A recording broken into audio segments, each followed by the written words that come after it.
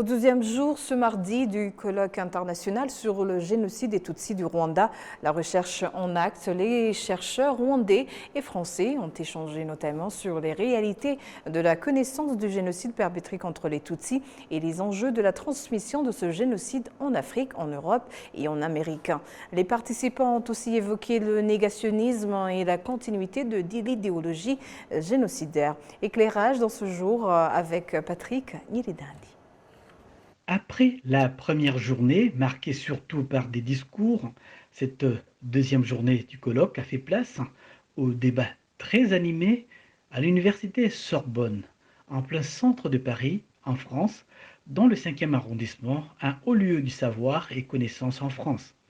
Dans la matinée, les différents intervenants, tous d'un haut niveau intellectuel, de Jean-Pierre Chrétien, qui a énormément écrit sur le Rwanda, au professeur François Massabo, en passant par le docteur Karine Ramondi, mais aussi docteur Marcel Kabanda, président d'Ibuka France, ont insisté sur la pertinence du sujet, réalité de la connaissance du génocide perpétré contre les Tutsis et les enjeux de la transmission de ces génocides en Afrique, Europe et en Amérique.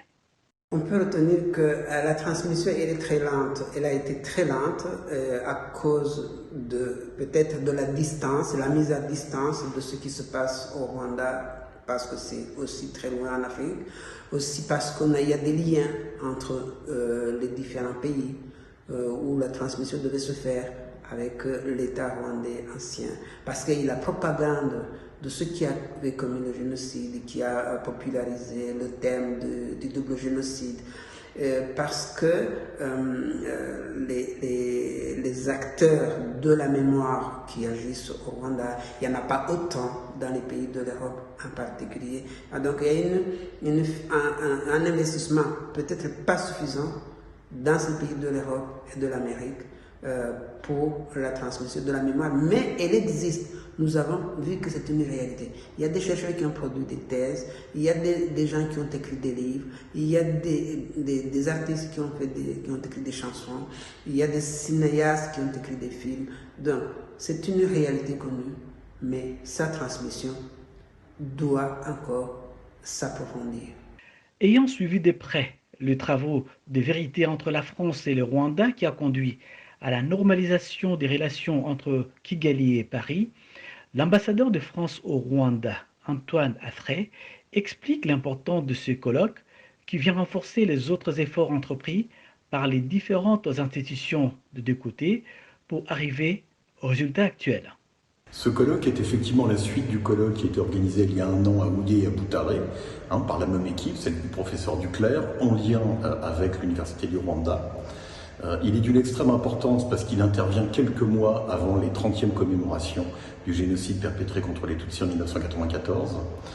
C'est un événement évidemment qui ne concerne pas que le Rwanda, ça concerne la France, compte tenu des responsabilités qui sont les siennes, mais aussi toute l'humanité, puisque le génocide c'est le crime des crimes, c'est un crime contre l'humanité. Et à ce titre, il est indispensable que des historiens, des archivistes, des chercheurs fassent la lumière sur l'enchaînement des événements qui a permis ce génocide, de façon à ce que dans toute la mesure du possible, ce type de crime ne se répète pas. Le président d'Ibuka France, Dr Marcel Kabanda, a aussi expliqué les défis rencontrés par les chercheurs dans un monde où des fois les négationnismes du génocide tendent à s'implanter et continuer de s'incruster dans les sociétés. C'est très important parce que quand on parle de la mémoire, de la transmission, on tombe très vite sur le négationnisme. Quelque chose a été dit hier. Le négationnisme fait partie du programme de génocide. Donc après le génocide, il se poursuit. On dit que l'assassin tue 2 fois. La première fois par l'assassinat, la deuxième fois en assassinat à la mémoire. On les appelle les assassins de la mémoire. Ils continuent. Donc il y a des gens qui ont un intérêt à ça, les auteurs du génocide, qui l'avaient donc dans les programmes de génocide. Il y a des amis qui les relaient, et il est assez relayé dans les pays de l'Europe, dans les pays d'Amérique latine, d'Amérique du Nord. Nous connaissons très bien les circuits, et nous voyons très bien les liens avec les auteurs mêmes du génocide et surtout ce que l'on voit dans le déni de la mémoire du génocide des Tutsis. Il y a comme un combat contre le gouvernement actuel, le gouvernement du Front patriotique rwandais. Peut-être beaucoup n'ont pas supporté que ce gouvernement ait gagné la guerre et que c'est lui l'acteur de la mémoire. C'est comme si aujourd'hui on ne le combat plus sur le front, sur le terrain, on le combat par rapport à la mémoire et à la transmission. Et c'est donc un enjeu important parce que les négationnistes ne veulent pas que la vérité se sache, ne veulent pas que la justice soit faite.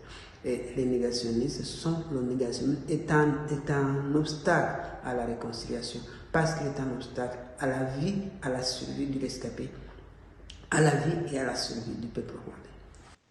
Rappelons ici que la première session du colloque, qui s'est déroulée au Rwanda en septembre 2022, s'est appliquée à étudier très précisément les mécanismes du génocide perpétrés contre les Tutsis du Rwanda sur la longue durée, au plus près des situations locales, sociales et religieuses, au cœur des pouvoirs, et s'est attaché à comprendre les modalités de la destruction humaine et de sa négation.